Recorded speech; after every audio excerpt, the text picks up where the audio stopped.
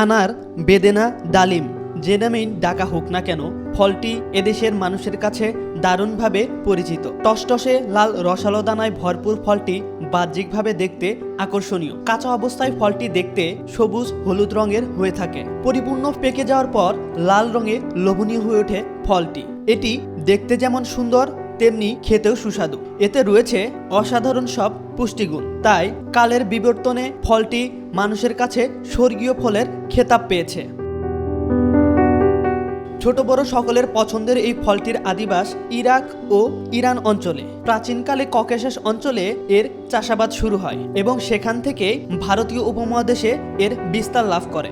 বর্তমানে তুরস্ক, Iran, Syria, Spain, Azerbaijan, Afghanistan, Bharat, Pakistan, Bangladesh, চীন, মিশর, বার্মা প্রভৃতি সহ বিশ্বের অনেক দেশেই এই ফল পাওয়া যায়। এই কারণেই বলা যায় ডালিম বিশ্বব্যাপী বিস্তৃত একটি পরিচিত ফল।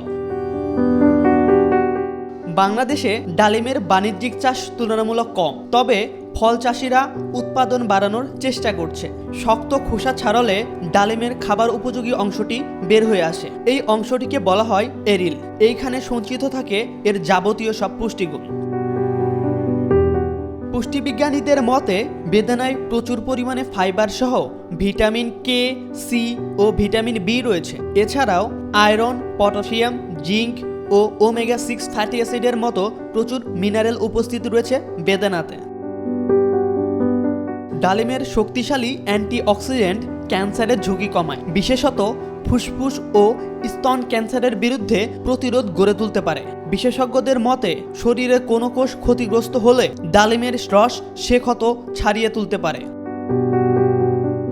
ডালিমে রয়েছে ভিটামিন, বিউটিলিক অ্যাসিড, আরসোলিক অ্যাসিড। এছাড়াও কিছু অ্যালকালীয় দ্রব্য যেমন সিডাপেরেটাইরিন, পেপটেরেটাইরিন, আইসোপেরেটাইরিন, মিথাইলপেরেটাইরিন প্রভৃতি উপাদান রয়েছে। এছাড়াও এসব উপাদান থাকার কারণে ডালিম আয়ুর্বেদিক ও ইউনানি চিকিৎসায় ওষুধ হিসেবে ব্যবহৃত হয়। তাই ডালিম রক্তচাপ নিয়ন্ত্রণে, স্মৃতিশক্তি বাড়াতে ও ডায়াবেটিক্স নিয়ন্ত্রণে প্রাকৃতিক ইনসুলিন হিসেবে কাজ করে।